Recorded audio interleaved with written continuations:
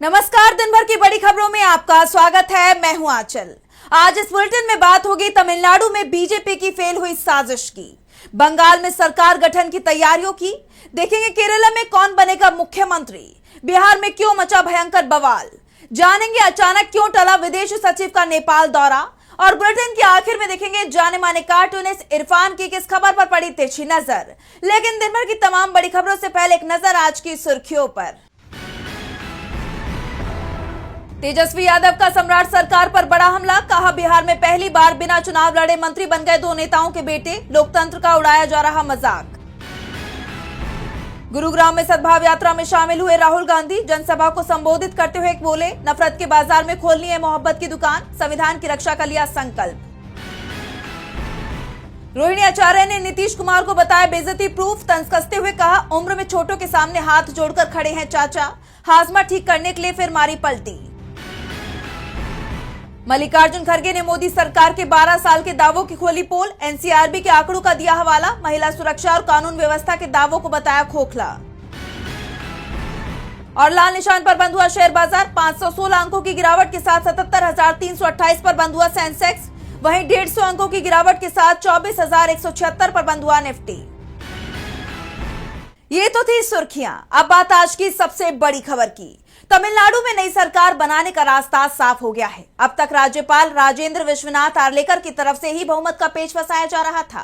कहा जा रहा था कि पहले 118 विधायकों के दस्तखत लेकर आओ, उसके बाद सरकार बनाने का दावा करने के लिए आओ। वो टीवी के चीफ विजय को बार बार लौटा रहे थे, जिनके पास सबसे ज्यादा विधायकों का समर्थन था।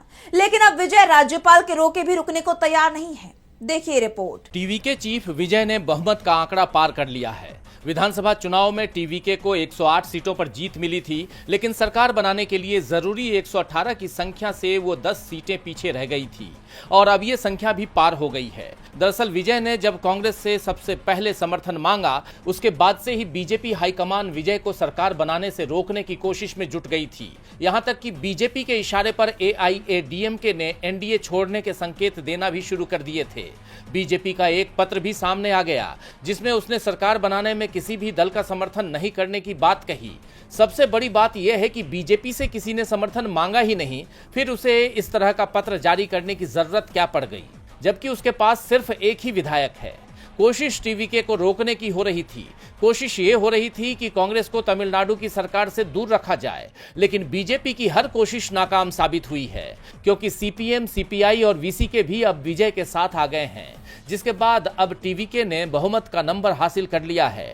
टीवीके के 108 विधायकों के अलावा अब विजय के पास कांग्रेस के 5, सीपीएम, सीपीआई और वीसीके के 2-2 यानी 6 विधायकों का समर्थन भी आ गया है, जिसके बाद अब विजय को 119 विधायकों का समर्थन मिल चुका है, जो बहुमत के लिए जरूरी 118 के नंबर से ज्यादा है। और यह भी कहा जा रहा है कि जल्दी ही एआईएडीएमके के 2/3 से ज्यादा विधायक विजय के साथ आ जाएंगे।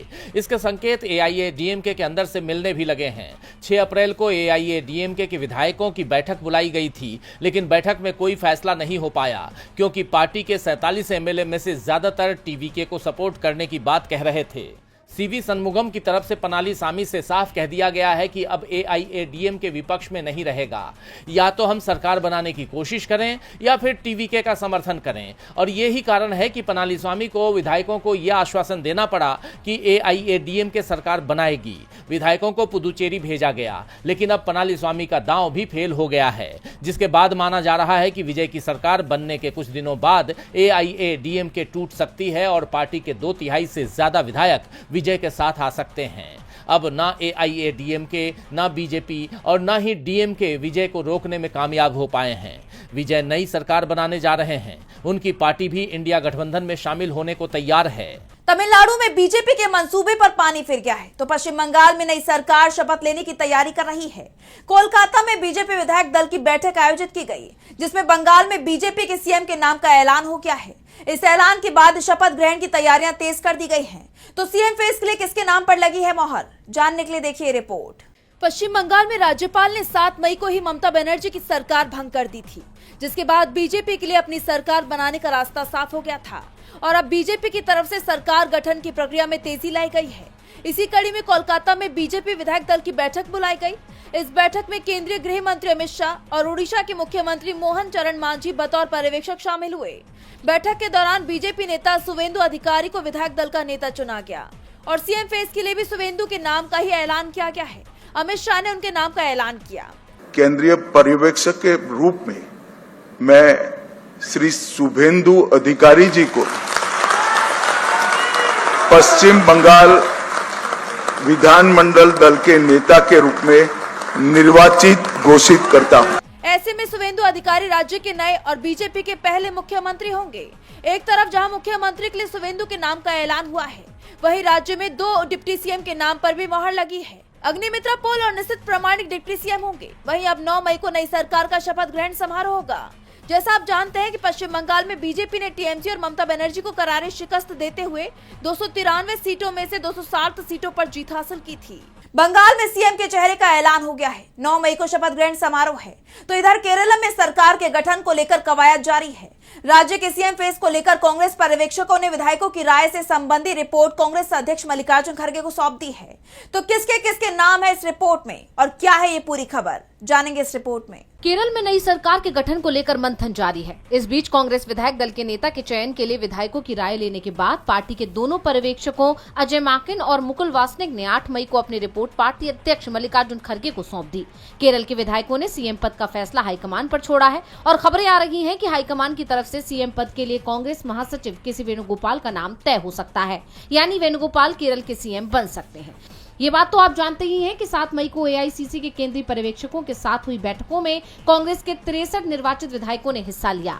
इनमें से 47 ने वेणुगोपाल के नाम का समर्थन किया। इनमें केरल प्रदेश कांग्रेस कमेटी के अध्यक्ष सन्नी जोसेफ भी शामिल थे, लेकिन आखिरी फैसला लेने का अधिकार हाईकमान को सौंप दिया। जैसा कि आप जानते हैं कि वेणुगोपाल अभी आलापुझा से सांसद हैं और अभी कांग्रेस के महासचिव के तौर पर काम कर रहे हैं। अपनी संगठनात्मक काबिलियत के लिए मशहूर वेणुगोपाल ने हाल के सालों में पार्टी के ढांचे को मजबूत करने में अहम भूमिका निभाई है। उन्हें राहुल गांधी का करीबी भी माना जाता है, जिसका असर आखिरी फैसले पर पड़ सकता है। पार्टी नेताओं का मानना है कि राष्ट्रीय स्तर पर उनका अनुभव और पार्टी की रणनीति बनाने में उनकी भूमिका उन्हें सबसे बड़े पद के लिए मजबूत दावेदार बनाती है।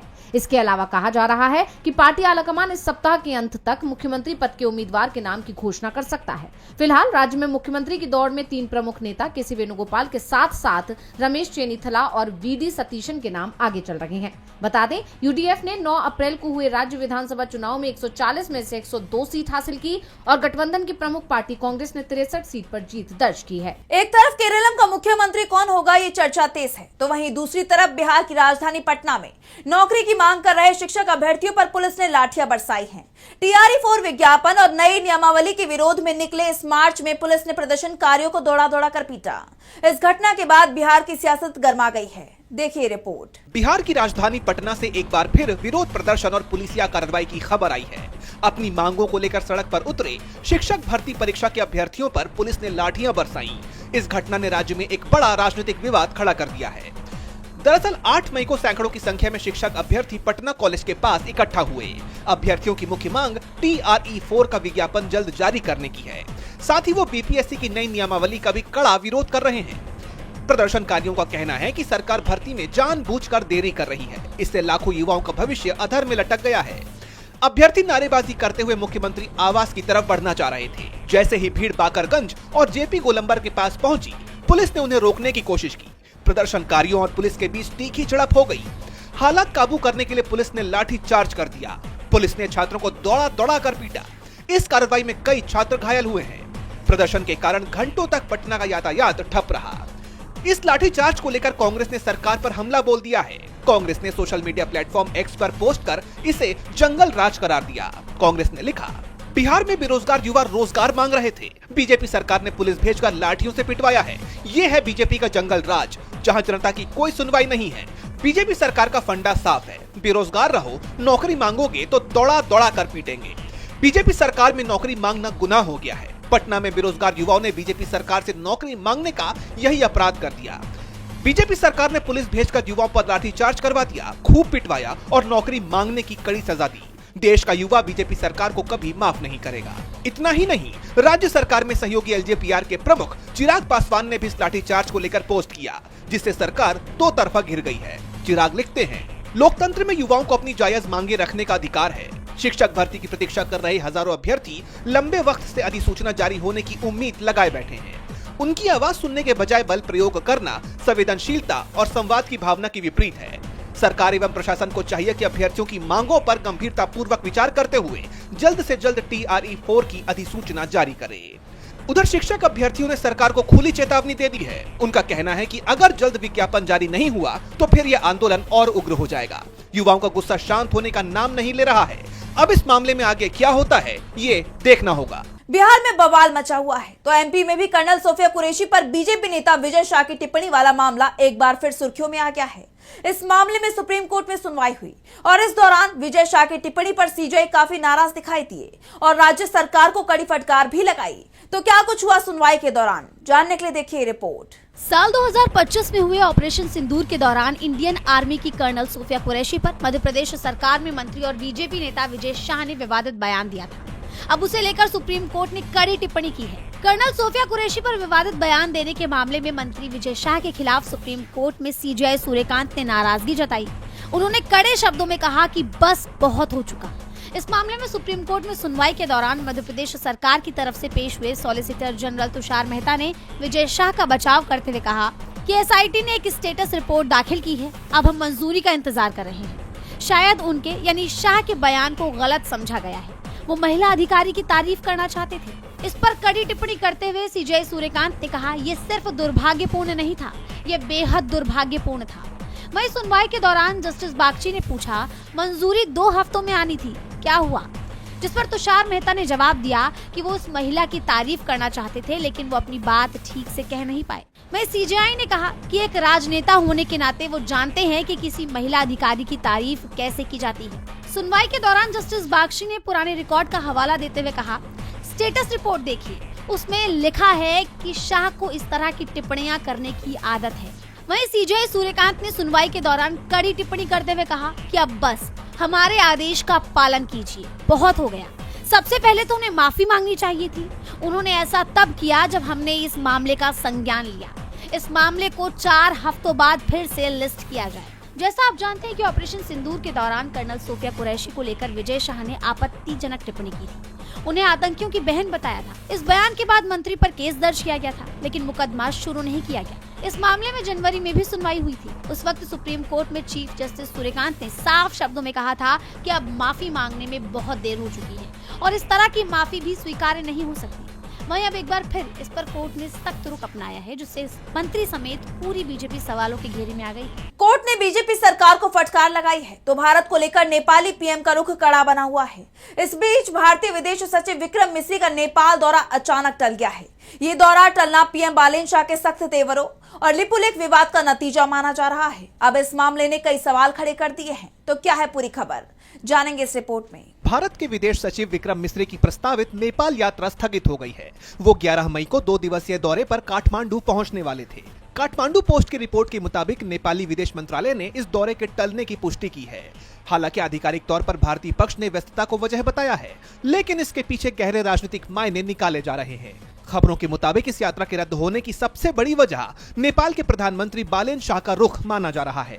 बताया जा रहा है कि बालेन शाह ने भारतीय विदेश सचिव से मुलाकात के लिए सहमति नहीं दी। विक्रम मिश्री इस दौरे पर बालेन शाह को PM मोदी की तरफ से दिल्ली आने का औपचारिक न्योता देने वाले थे, लेकिन जब बालेन शाह ने भारतीय विदेश सचिव से मिलने से ही इनकार कर दिया, तब उनका ये दौरा रद्द कर दिया गया, जिसके बाद भारत और नेपाल के बीच में नया टकराव शुरू होने के संकेत मिल रहे हैं।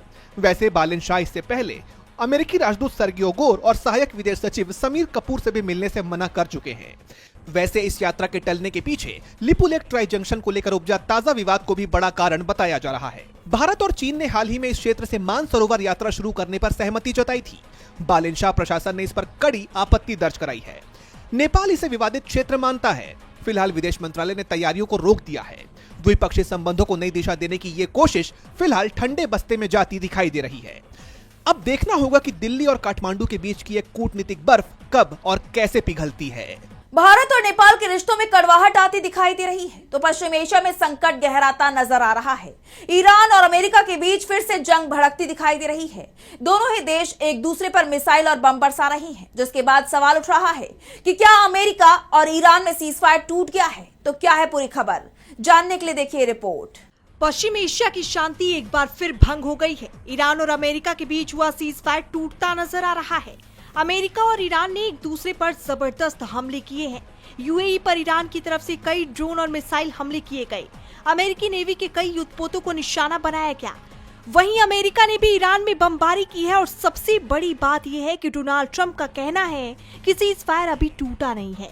जंग और सीजफायर दोनों ही चल रही हैं, लेकिन जो हालात दिखाई दे रहे हैं वो ट्रंप के दाव पर सवाल उठा रहे हैं। दरअसल अमेरिकी नेवी के 3 destroyer USS Truxtun, USS Rafael Peralta और यूएसएस मेसन ने हॉर्मुज स्ट्रेट में एंट्री की, जिससे ईरान भड़क उठा। ईरान ने इन्हें वापस लौटने की चेतावनी दी, लेकिन जब अमेरिकी डिस्ट्रॉयर ने इसे अनसुना किया तब ईरान ने इन पर हमला कर दिया।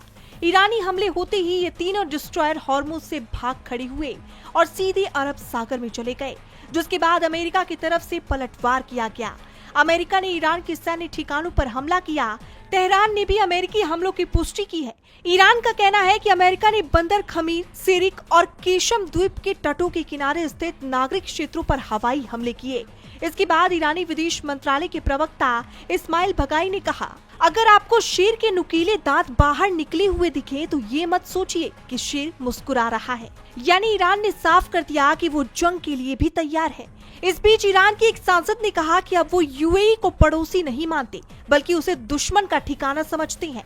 उन्होंने कहा कि यूएई ने ईरान के खिलाफ जंग के दौरान अहम सैन्य और खुफिया मदद दी थी। इसके अलावा ईरान ने हॉर्मुज स्ट्रेट को लेकर कहा कि जंग खत्म होने और अमेरिकी नाकाबंदी हटाने से ही हॉर्मुज स्ट्रेट से जुड़ी समस्या सुलझ सकती है। अब पश्चिम एशिया में बदलते हालात पर सभी की नजरें बनी हुई हैं। और बुलेटिन के आखिर में देखेंगे जाने माने कार्टूनिस्ट इरफान की किस खबर पर पड़ी तिरछी नजर।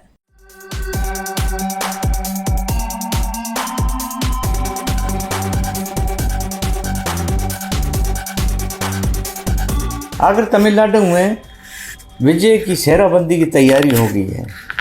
बहुत दिन से ऐसा हो रहा था कि दूल्हा तो तैयार था लेकिन बाराती कहीं नज़र नहीं आ रहे थे, लेकिन बाराती तैयार हो गए हैं। उन बारातियों में सीपीआई, सीपीएम, वीसीके, कांग्रेस तो पहले से है ही शामिल हो गए हैं और वो उनको समर्थन देंगे। अच्छी बात यह है कि आखिर तक विजय ने एआईएडीएमके का समर्थन नहीं लिया, क्योंकि अपने साथ में बवाल रखना शायद उन्होंने सोचा हो कि आगे बवाल हो सकता है। लेकिन उनकी एक ये समझ थी राजनीतिक, वो समझ में आती है कि वो उनके अंदर एक राजनीतिक समझ बहुत अच्छी है। विपक्ष को भी समझ में आ गया कि जब तक वो इस तरह से एक नहीं होगा तब तक उसको विजय पथ नसीब भी नहीं होगा।